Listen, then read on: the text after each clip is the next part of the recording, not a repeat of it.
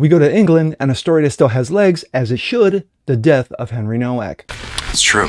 In the aftermath, it turns out the British police Asshole. sought to cast Henry as the aggressor, What? Digwa as the victim, Bro, what the fuck? and planned to lecture the British people on misinformation. Sheer fucking hubris. I'm Jazz Berganzo on this. Yes, this is the once United Kingdom That is true. under a very queer Starmer. That is also true. But it's what's next.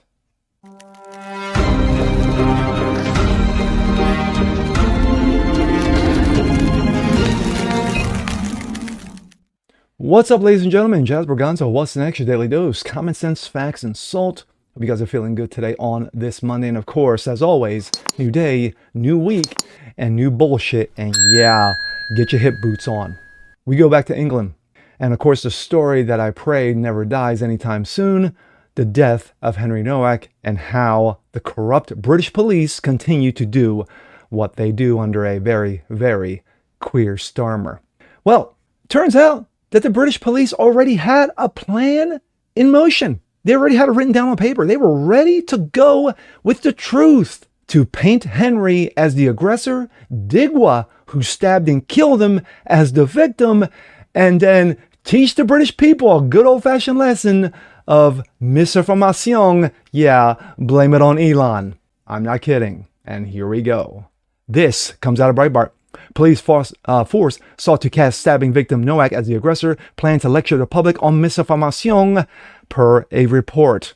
The police force involved in the death of Henry Nowak sought to falsely cast the British teenager as the aggressor in the incident that led to his killing, before seeking to intervene in the lecture of public about disinformation, a report from the London Times. The Hampshire police force has come under heavy criticism for the response of officers during the murder of 18-year-old student Henry Nowak on December of last year by 23-year-old Vikram Digwa with a traditional Sikh knife. Body cam footage released earlier this week showed the officer handcuffing the teen as he pleaded that he could not breathe after being stabbed, and yet because of, racisms, you had to take the other person seriously while Henry lay dying. Anyway, in response, the officer was heard saying, "I don't think you have, mate," as Nowak, lost consciousness. In the trial that concluded last week, the Southampton Crown Court heard that the police had uncritically believed that false narrative promulgated by the Digwa family that Nowak had been racially abusive. Yes, of course, you heard on the body cam, you saw on the body cam that, did he hurt you in any way? Yes, he knocked off my turban. Okay, a claim that was thoroughly debunked. However, according to the Times of London, despite having evidence that Vikram Digwa was apparently a serial liar, the police force had initially sought to cast Nowak as the aggressor in the incident, releasing a statement implying that he had started the fight, assaulted Digwa and his brother. This was later dropped by the force after pushback from the Nowak family, the paper Record reported.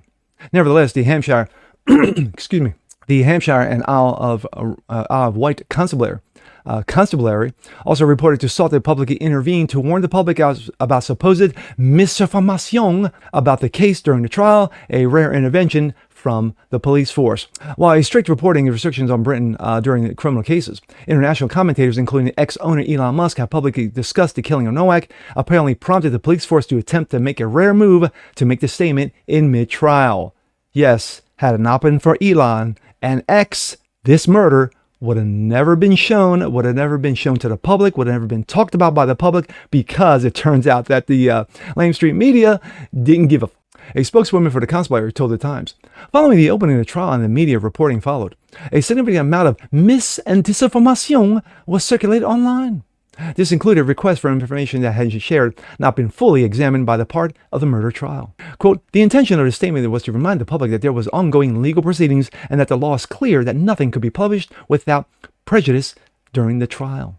Ultimately, the Crown Prosecution Service, the CPS, shot down the idea of the force making a public statement over concerns that it would damage the integrity of the case. Yes, the case that Digwa was the victim and Henry was the bad guy.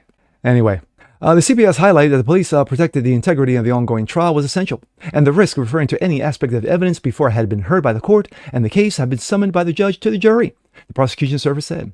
However, it was made clear that whether the statement was released was ultimately a police operational decision. Technology Secretary Liz Kendall said in the wake of the riots of the Southampton following the release of body cam footage of Nowak's death, she was, quote, very concerned about the social media amplifying false narratives during the time of arrest. Amplifying what false narratives? What, that a dude of color killed a white Brit, Henry Nowak? No, that wasn't misinformation or disinformation.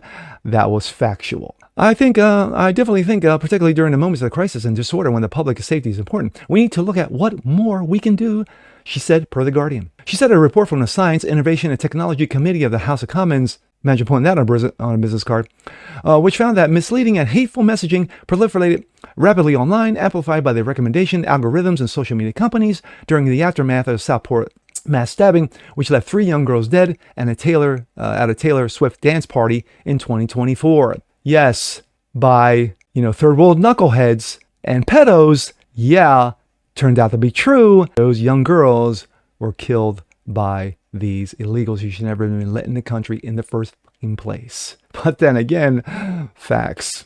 While supposed misinformation was blamed for the riots ensued, the initial government narrative was that the killer was merely a teenager from Wales, proved to be lacking. It was later revealed that the killer, Axel Radubaktuman, don't care about his name, had immigrated to the country from Rwanda. No, really? And that he engaged with Islamic terrorist material before the mass stabbing. But that never happens. Regardless, Kendall said the government is looking not only to boosting trusted sources of information, and while I think extremely important that there is probably more we can do, but also, enabling people to reset their algorithm. My thoughts. The fact of the matter is that when you had the British police force were ready with a plan to make Henry the bad guy and Digwa the good guy, and yes, Henry the white Brit was throwing racisms at a British Sikh. That's all you need to know.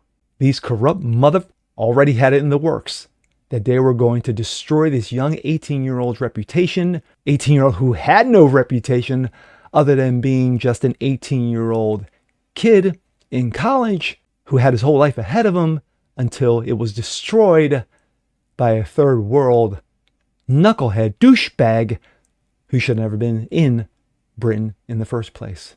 But then again, more facts.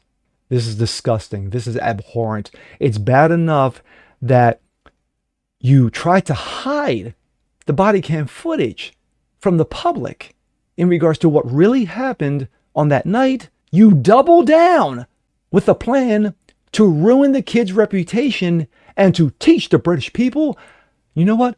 Don't listen to misinformation, disinformation, from, people like Elon or Instagram. No, we can't have that because the algorithm, in this case, actually did its fucking job and brought out the truth.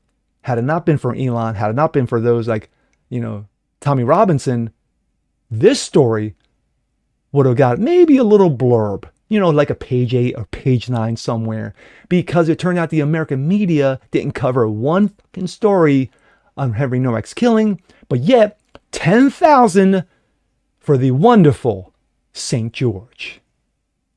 Make it make sense.